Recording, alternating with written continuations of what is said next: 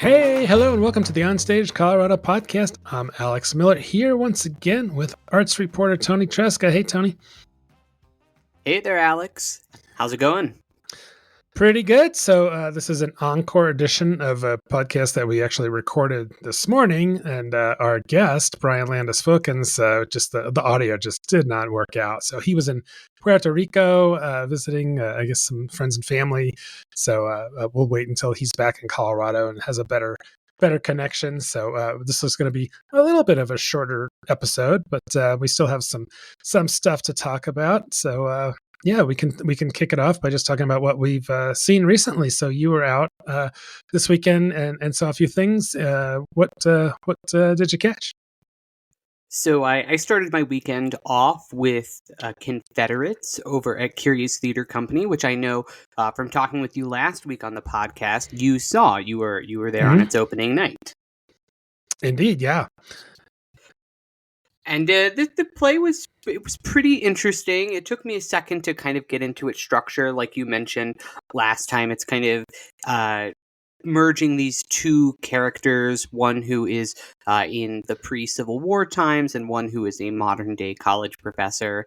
And the parallels aren't immediately clear between these two storylines, so the jumping around takes a little bit of a getting used to. But I ultimately thought it had a pretty interesting message of like the kind of prisons that both of these women were in. One was the literal prisons of slavery and kind of this physical imprisonment, and the other was this mental imprisonment that was being put on her by this institution that the college professor was working at. And so I found it more interesting than maybe emotionally impactful. It was a little bit hard to kind of get into and engage with the characters, but there were some pretty good performances. So Yeah, for sure. I really liked the woman who played Sandra, the professor, her Kenya Mahogany Fashaw. I thought she was great. But yeah, it is. I don't know, comparing a tenured professor at a university, the problems of her compared to a slave in the Confederate era. I could never make that connection. And I don't often do this, but I went around after I finished my review and I read some other reviews. And because I was like, am I crazy or am I not seeing, am I just stupid? And there were a number of reviews that kind of made that same point where like, I tried, I couldn't quite figure out what the connection was between them. I guess you could say maybe in the end it didn't matter. They were both interesting stories, but I don't know, it seemed like the playwright, Dominique Morisseau could have done a little bit more to tie those pieces together. Yeah, I agree. I think that's kind of why it ultimately wasn't super satisfying, is because even though there were some good, interesting performances and interesting ideas that were kind of at play, you don't really ever get to know enough about these characters to really believe in them. And I definitely agree. The problems that Sandra, the college professor, was facing were not really comparable at all to the situation that Sarah, this enslaved woman, had found herself in. And so yeah, but it's a really great production, great set, really cool, like the way so the set was built by Matthew S. Crane, and it had these big bookshelves that were open in the back to this blue backdrop that looked really cool. I really liked that set design as well, because it kind of doubled both as the office for the college professor, as well as the interior of the house that Sarah worked at, as well as when it was lit up in the back, there was all of these wooden slats where the books were in line. So it looked like a cabin that they were in for those sequences as well. So I thought that, in conjunction with the lighting designer, Richard Devon, was very effective in kind of creating these two different worlds. Yeah, definitely a strong production, even if we didn't completely grok the script itself. But, speaking of Curious Theater, so in 2019, I think they did the regional premiere of the Thanksgiving play, which was Larissa Fasthorse, and you saw that down at the Springs Ensemble Theater Company.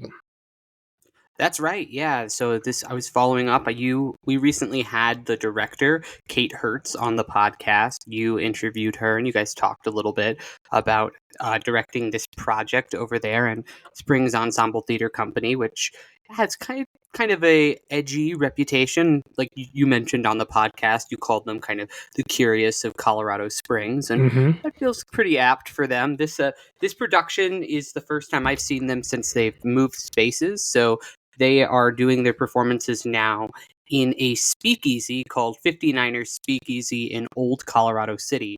And you actually have to go in through a game store. And when I walked in, I actually like looked around and I was very confused. I was like, I think I'm in the wrong place because there is no stage here. And so I ended up going and talking to the attendant, and I was like, "Excuse me, is there a play going on here?" And she was like, "Yes, there is. You just have to check in with me first, and I will take you back." And then after checking in, we went back to the secret room in which the speakeasy was set up, and there was a stage back there, which doesn't have the best lighting rig in the world, but it was pretty effective for kind of this 4-person comedy that is a little bit more simple. It's all in one location, so you're not really jumping around a ton and trying to do these complicated lighting effects or anything. And the Thanksgiving play is kind of very fun. It's very funny. It's these white people trying to put on a culturally sensitive Thanksgiving Day play for a group of elementary students. Right. And the cast is pretty strong. I think my two standouts were definitely Matt Radcliffe, who is one of the producers over at Springs Ensemble Theater, as Jackson, who is kind of this very enlightened yoga dude who is also actor, and then Alicia, who is played by Margaret Brophy, and she is the actress who they have hired on a grant because they think she is a Native American, but it turns out she just has brown hair, and she took some photos that make her look in Right. these different get-ups, like a Native American headdress and these other kind of culturally inappropriate outfits for a white person to be wearing. Yeah. Yeah, so I was thinking about this play just because since I'd seen it, I guess it was like 5 years ago, and I was looking at my review, and I guess my takeaway on it was that it had a lot of great premise and setup, and it didn't quite deliver in terms of the comedy. Did you think? I didn't think it was all that funny. What was your reaction? I thought it was pretty funny. Maybe it was because of the direction in this particular production, but I thought the jokes were landing pretty hard. I think that there is a lot of pointedness at them. Particularly, I thought how it ended was just absolutely hysterical, where they just are like, they decide to just do nothing as their performance, as their big statement piece. Is this? I think that's just kind of so enigmatic of kind of these folks who they're trying to critique, these people who are all talk and no action, and so I thought that joke they end on was really hilarious, and this interpersonal relationships were also pretty funny. So that's interesting. I didn't have the same problem with it. Okay, well, that's why we all have different opinions about these things. So, then the next thing I went. So I had the weekend off. I was not feeling well, so I couldn't make it out to The Old Man and the Old Moon, which I really wanted to see on Saturday night. But I watched some movies, and I watched this sci-fi 2-parter that Zack Snyder did, Rebel Moon, which I thought was pretty good. It was felt like he was trying to be kind of do like a Star Wars kind of thing, but it didn't have that je ne sais quoi that Star Wars have, where it's serious, but it's got this lightheartedness to it, and that's you kind of really love the characters. And this one, like the lead character was like a super badass who could kick anybody's butt, but she was just always kind of pissed off and serious and sort of 2-dimensional. So, but still, if you're into sci-fi, lots of good sword fights and crashing spaceships and stuff like that, as well as a fair amount about farming, because it's it's on this farming planet. Yeah. So, but who would have guessed you would have gotten into the agricultural politics? I know, yeah. But speaking of film, you saw a biggie that everybody's been talking about, Wicked. What? Tell us about that. That's right. Yeah. So I attended the press screening for Wicked on Sunday, November 17th. It was the film itself the first of two parts, which people may not know about because the marketing team has been doing their darndest to hide that from folks and not advertise that fact. And so Uh-huh. much so, my friend who I took to the theater with about 10 minutes into the film when they do the Wicked Part 1 title drop, my friend turned to me and was just like, "What the fuck? This is not the full Wicked. We're not Uh-huh. watching both parts." And she was just very shocked, and I was like, "Yeah, no, it's gonna stop about halfway through." And so that was definitely interesting. So prepare yourself if you think you're getting the full Wicked. You're certainly not. Right. It ends, and I don't think this is it's not a spoiler to say it ends at the end of Act 1, where in the musical Wicked does, right after defying gravity. And so I think that's just good context to prepare yourself for. And this film is going to have like a year-long intermission between this part 1 and part 2. Uh-huh. Kind of like when The Hobbit came out, they kind of milked it into two films. Everybody was kind of annoyed Absolutely. at. It's following the footsteps of The Hobbit, The Hunger Games, the Harry Potters, all those movies that definitely could have been done in one, but they are stretching it out for two for what they may say is creativity, but I think deep down we all probably know We do. is We the know. other green. We It's know the what they're it's doing. the other green in the room. It's not Elphaba. Yeah. But So, but the how was it? Uh, how so I can't give my full 100% thoughts yet, but I can this because the review embargo doesn't lift until 1 p.m. tomorrow, which is when I'm going to have my review ready to post to the site. So you can check it out if you're listening to this after 1 p.m. on Tuesday, after the podcast goes live. But I generally thought it was very well done. I thought that this was one of the strongest things that John M. Chu, who is the director, has done. He had previously done films like Crazy Rich Asians, as well as the musical adaptation of In the Heights, which I really didn't care for as an adaptation of that musical. I found it kind of clunky, and where it tried to make things more cinematic, it came off as like too showy and not grounded in these characters. Whereas in Wicked, I thought that the changes that they made to flesh out the world were really cool. There's a lot of interesting montages that are done to kind of accent the main songs themselves, and the lead performances are really impressive. I think Cynthia Erivo as Elphaba, it does a really nice job, but it's really Ariana Grande who kind of steals the show as Glenda. I'm willing to place my bets now. I think she's going to get nominated for an Oscar for her performance for this. It's deserved. I think she's very, very strong and bubbly, and she goes on this emotional roller coaster with that role.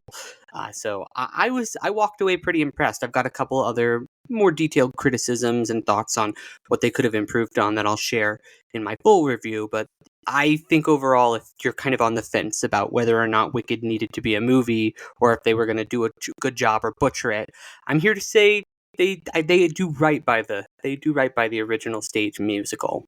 Oh. Ariana Grande, I had no idea that she acts. I mean, has she been in other films? She has, so she's actually got her start on Broadway. Believe it or not, she got it in Ah, the musical 13. So when she was a kid, so she was there, and then she acted in a bunch of stuff on Nickelodeon. She was in like the Victorious television show. That's actually where I first saw her, and she's done some other acting work here or there and there that I'm blanking on. But this is kind of her first big introduction as a serious actor. uh-huh. Okay. Well, good for her.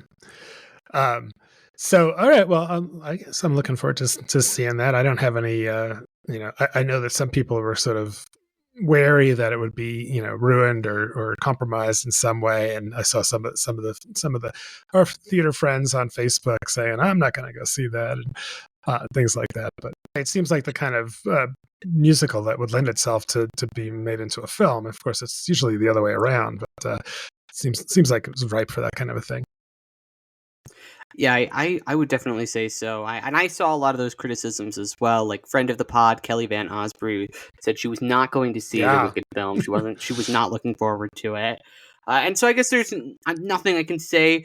If you don't want to see it, it'll probably convince you. That's all right. But I think if you were worried that they were going to popify it, like the recent Mean Girls, the musical movie that they came out earlier this year, that was terrible, just absolutely abysmal film adaptation. It's not that. It's they really respect the original songs and in fact flesh out the orchestrations as well to make them sound even more grand. And I was really impressed, and I am excited to see part 2. All right. Cool. Well, moving on. Anything in the mailbag? Any news to talk about? So just one thing real quick. We received a new 5-star review on Spotify, which we're super grateful for. And if you feel so inclined as you're listening to this, please feel free to join that person in leaving a review wherever you're listening to this podcast now to help us spread the word about what we're doing here on the OnStage Colorado podcast. Okay, cool. Thanks for that. Yeah, it's not that easy to find where to give stars. At least I was looking on Apple Podcasts because I was like, I've never given us any stars, and it took me a little poking around to see like where do you even do that. I don't know about Spotify. Maybe it's easier. Spotify is pretty easy. They keep it so wherever the kind of description is for the main podcast on the feed, you can see this. You can click on the star rating system, and then you can leave a rating right there. But I guess I've never left one on an Apple product. I don't have an Apple product, so I've never done that. Yeah, because more than half of our listeners listen on Apple Podcasts. It's like it's still the biggest platform out there, I think. So. I wanted to mention something I saw in the New York Times. Theater writer Michael Paulson did a Q&A, and it's a topic that we've talked about before that I don't know, I never get tired of talking about, but the name of the headline was "Everyone Else is Giving a Standing Ovation. Do I have to?" Great title, and I like the content of the piece as well. I think it's very, very well observed. It talks about kind of how theater goers and other performing arts lovers are noticing that the practice seems to have become the rule and not the exception at performances, which, like you were just alluding to, we both have 100% observed this in theaters around Colorado. Yeah, and so Paulson wrote, standing ovations are nearly universal on Broadway, a little more variable off Broadway, more common for musicals than plays. I've definitely noticed that. More common for upbeat shows than those that end in emotional darkness. Definitely noticed that. And also more common for younger audiences who tend to be more demonstrative. And he also mentions that the Times classical music critic says the same with opera and symphony, but that the dance critic says not so much in that arena. And the comedy writer says, not so much comedy clubs, but big name comedians might get a standing out. I have definitely. I'm much more in the comedy clubs than I am in dance performances, but I've definitely noticed that, like at Comedy Works, it's not common to get a comedian a standing ovation, even if they are like a fairly big name. Like I remember when I saw Michelle Wolf there at Comedy Works downtown.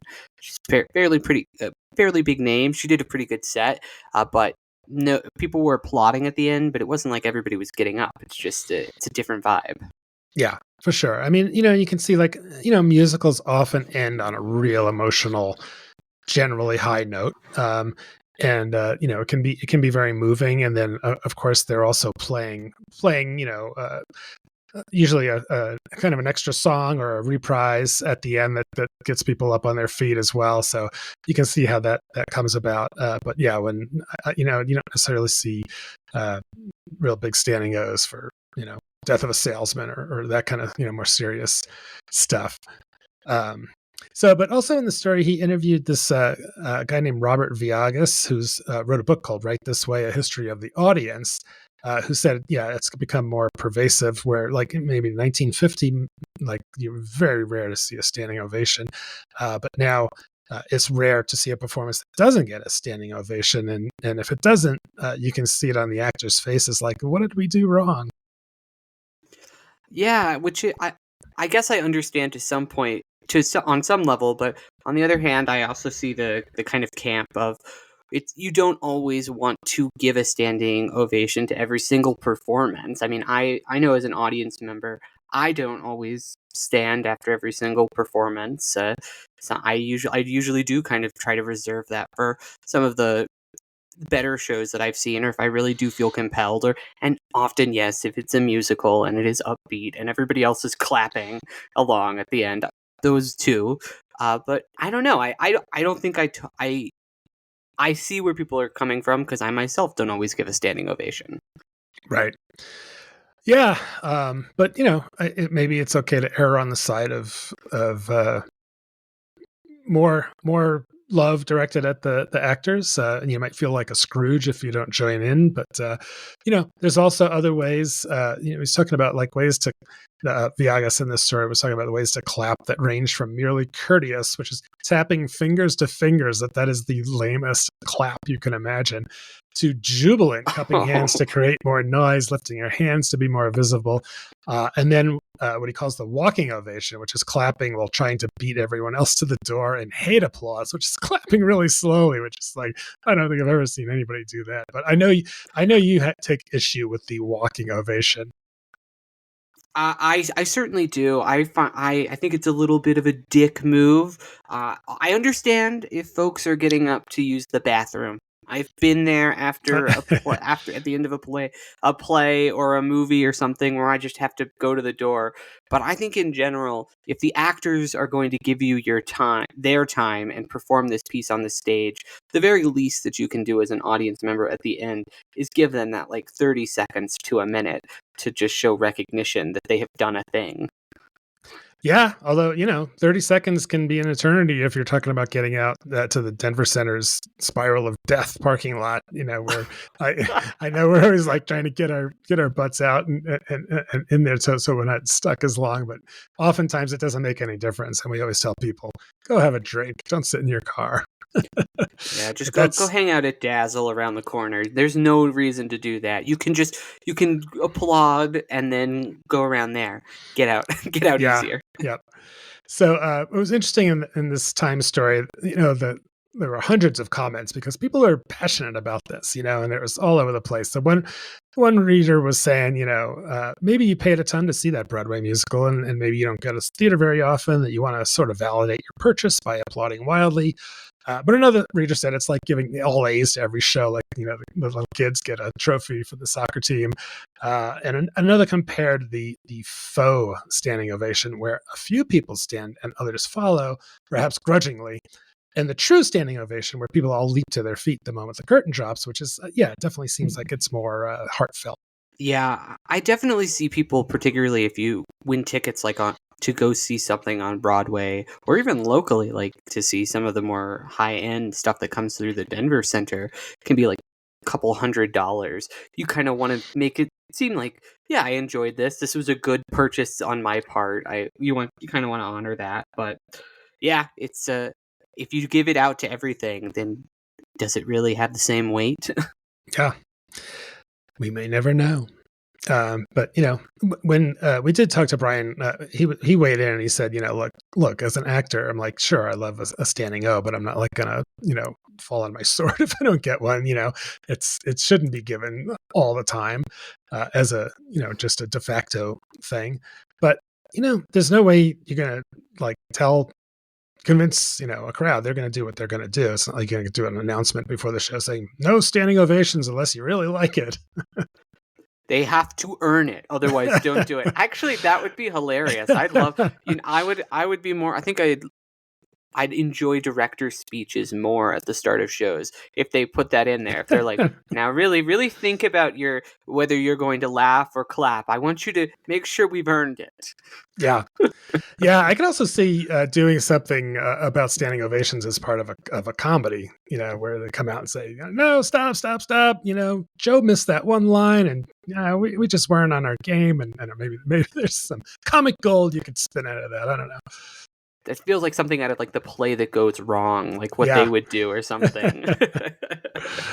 All right. Well, I guess the bottom line is stand if you want to, sit if you prefer, but don't do the ovation, the walking ovation.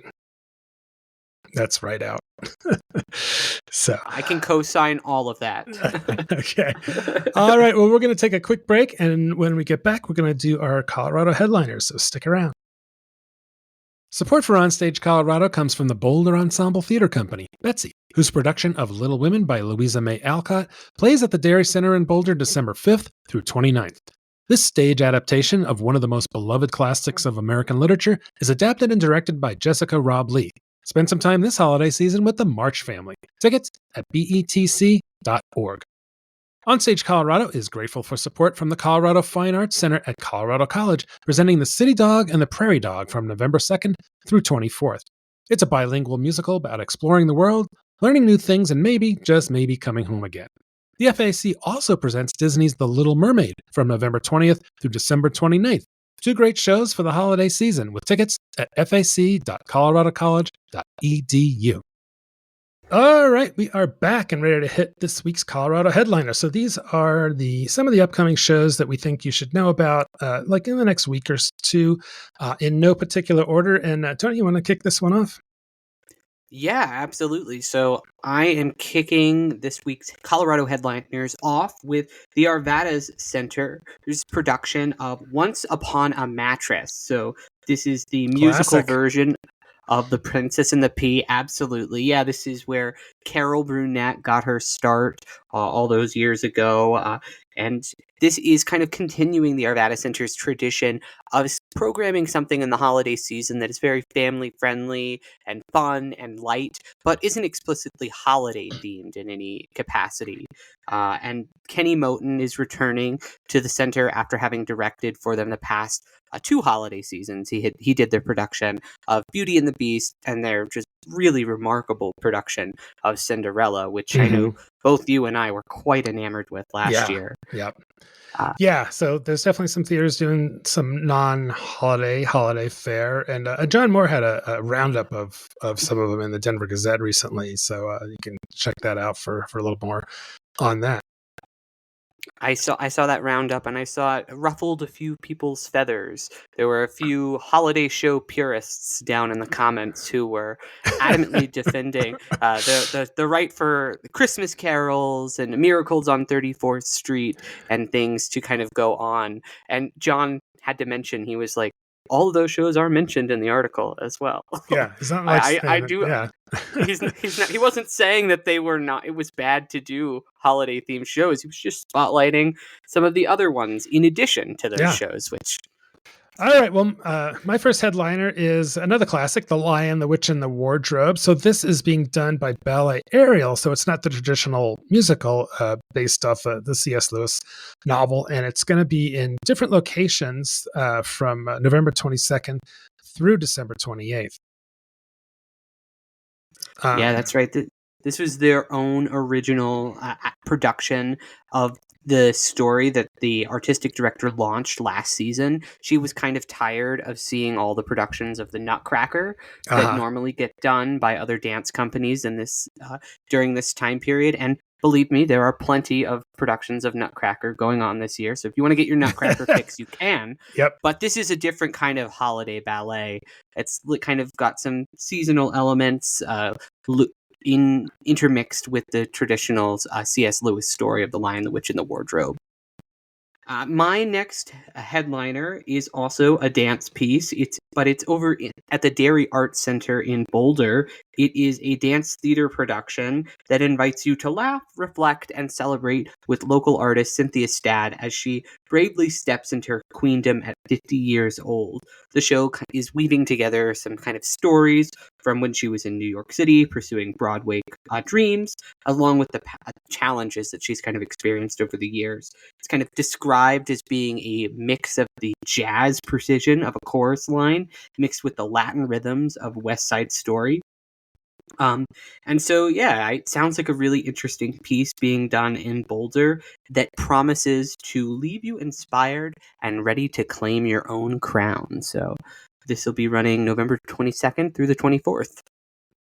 All right. Well, that sounds pretty cool. My next headliner is a very, very well-known show. Like lots of people are doing some version of A Christmas Carol, but the biggie, the godfather of Christmas carols, I think in its 30th year at the Denver Center Theater Company Mhm. presents A Christmas Carol, and it's a great production. It's not a musical, but it has a fair amount of music to it. It's very joyous. Just the Jacob Marley's entrance alone is kind of worth the price of admission. It's one of those, if you've seen it a few times, you still get startled by it. Absolutely, and they've got Jacob Drescht back in the role again this year, playing that who he's great actor, and he's really fun in that role. Yeah, love Jacob.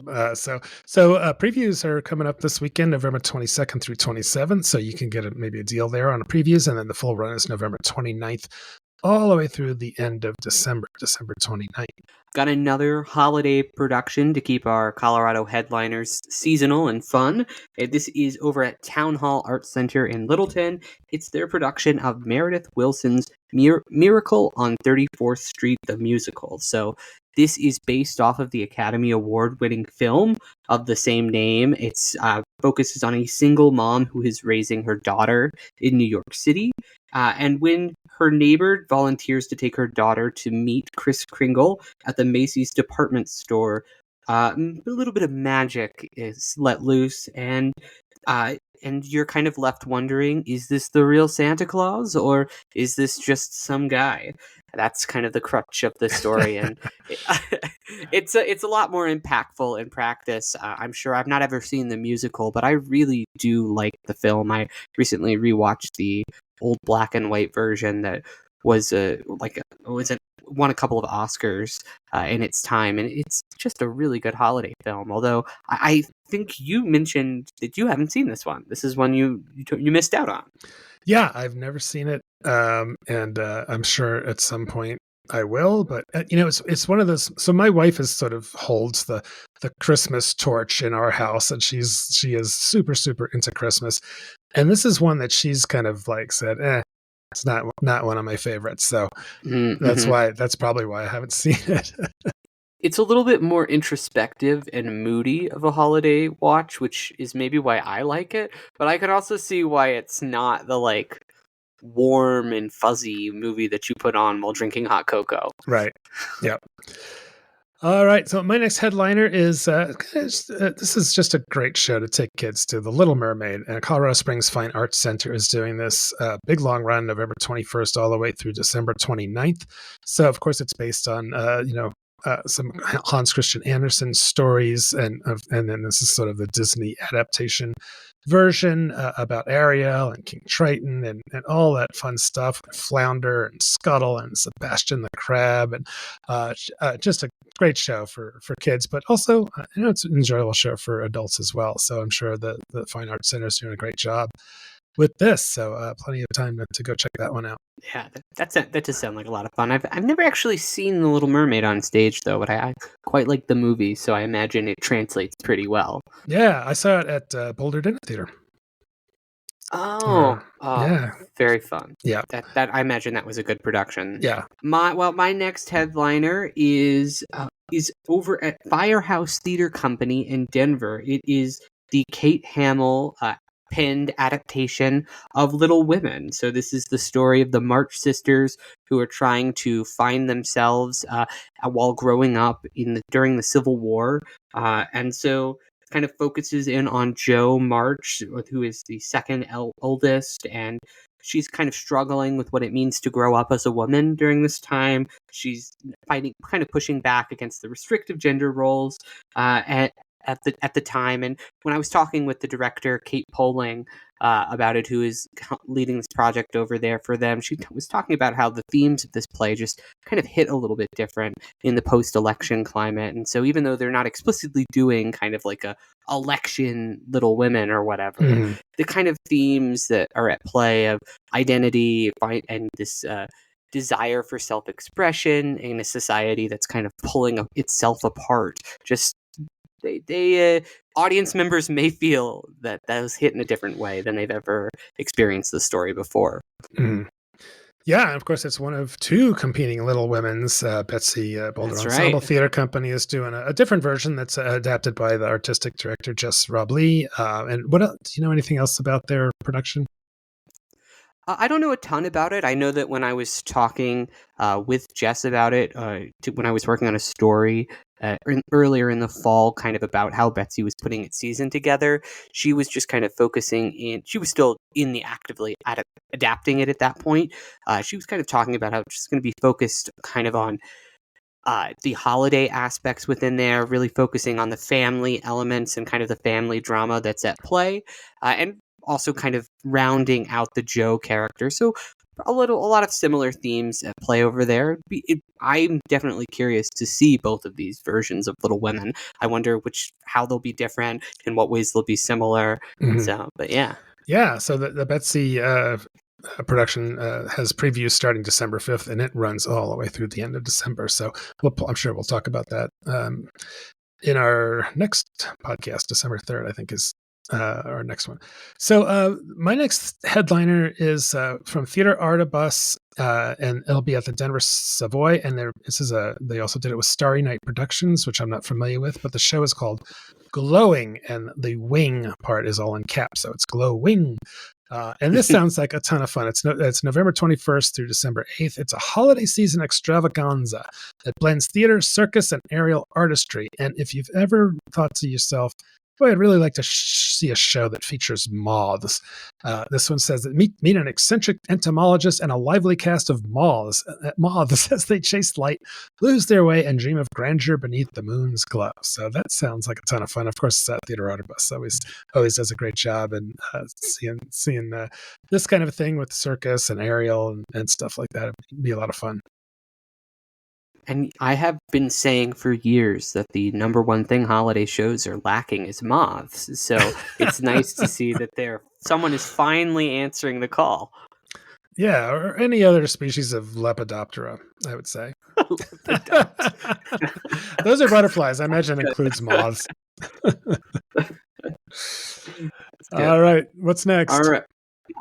My final headliner for this week is another adaptation of A Christmas Carol, but this time it's being done in a dinner theater format in Johnstown by Candlelight. They're doing Scrooge the musical over there, so this is a true musical adaptation of the story of Ebenezer Scrooge, and so yeah, I've not ever seen this musical adaptation before, but I will be getting out to see this production, so I'm looking forward to checking it out. I know you mentioned on the pod that this is a pretty good version of the story, so that gives me faith. Candlelight always does a nice job. Yeah, and I remember, I can't remember where I saw it, but I do remember it being a pretty good version of the old Scrooge story. So my last headliner is so this is a group called Moms Unhinged. So it's kind of like a group of I think over 50 comedians. They have mom comedians. So this will be at the Dairy Arts Center in Boulder. This particular show is November 23rd, but you can catch them around Colorado. I think they tour around as well too. They're not just in Colorado now, right? Oh, that's correct. Yeah, I chatted with the founder, Andrea Val, earlier this year, and she was just talking about how they've kind of become entire domestic operation. They perform all around the United States at this point. It's a really impressive operation that they've done over there. She really zoned in that there was a gap in the comedy market for moms who are just like looking for a night out to kind of go enjoy a comedy show. There's not a lot of programming targeted at that demographic, and so she's found that people really show up to these shows. It creates a great community. Yeah, it's a great idea, and because it's such a cool Colorado story, kind of a success story, theatrical or comedic success story. We've been trying to get one of the moms Unhinged on the show, on the podcast, to talk about it, and eventually, I'm sure we'll get them on there. I guess they were just a little busy right now. That's right. Yeah. All right. Well, that is it for this week's headliners. But if you're still craving some more theater content, don't worry. You can head over to the OnStage Colorado website to check out some new reviews that we've got up there, including a review of The City Dog and The Prairie Dog, your review, Alex, of Curious Theater Company's Confederates. We've got Kevin Douglas did a review of the comedy show done here by Adam Conover. My review of the Thanksgiving play. I'm almost done with it right now. I've got it up in another tab on my computer. It should be up by the time that you hear this. And then my review of Wicked is dropping later this afternoon. So lots of cool, fun stuff coming to the site. Yeah, and I also just got one in from April Took, one of our Colorado Springs correspondents, with a production of Mary Poppins. That she wrote. So I can't remember. I'm not sure which theater it was at, but we'll have that up here pretty soon. So yeah, go check out those reviews, plus all the other theater news and our big, huge calendar that's got tons of holiday shows on it now. Next week, we're going to do a holiday shows roundup. So we'll talk even more about holiday shows because you just can't talk enough about them this time of year. So Tony, you're doing a story for... was it Westward? Yeah, I'm rounding up for Westward all the various Nutcracker and dance productions, but there is I could definitely do a roundup of all the theater company's holiday shows. There's plenty going on. Right. Cool. Well, before we wrap up, I just wanted to send a special shout out to Betty Hart. Betty Hart is the president of the Colorado Theater Guild and a friend of the pod and a wonderful theater artist and leader. And she is getting married on, I believe it's November 30th. She posted on Facebook that it's in 15 days. On the 15th. So yeah, that would make it the 30th. So congrats to you, Betty, and your fiance, and hope you have a wonderful ceremony. Yeah, that was just such great news. I couldn't be happier for you, Betty, and your fiance, Anthony. I wish you guys all the best and have a great wedding. Yeah. Hopefully they're going to go somewhere warm for their honeymoon. That would be nice, wouldn't it? It's starting to get chilly. Yep. Well, that's it for this week's episode of the OnStage Colorado Podcast. As Alex said, next time on the podcast, we're going to be rounding up all the holiday shows. And if you have a show that you would like included in that roundup, please be sure to share those shows with us at info@onstagecolorado.com, or just shoot Alex and I a message on social media. Also, feel free to reach out if you have any comments or feedback on the podcast. We always love to hear from you and what you think of the show. Yeah, so lots of exciting things on the way. I would also mention we are already starting to work on our nominations and for our annual Oscars, the OnStage Colorado Theater Awards that we'll announce in mid-January sometime. So it's a lot of shows to go through because I think we'll have reviewed over 200 this year. So a lot of stuff to go through, but we'll have that out. So also, if you want to stay up to date on all the stuff that's going on in theaters, subscribe to this podcast and also our newsletter. So you can find the links for that. And sometimes you might just see that annoying pop-up that I have on there because we are really trying to grow our newsletter list because we just want people to know that it's out there. It's this free thing every week that comes out that lets you know what's going on. So, and then also if you want to help support some of this, there's you can donate during this giving time of year on the resources tab on our website. So also one quick note here, we're going to be off next week for Turkey Week. So we'll be back here on December 3rd. So thank you all so much for listening. I'm Alex Miller. And I'm Toni Tresca. And we'll see you at the show.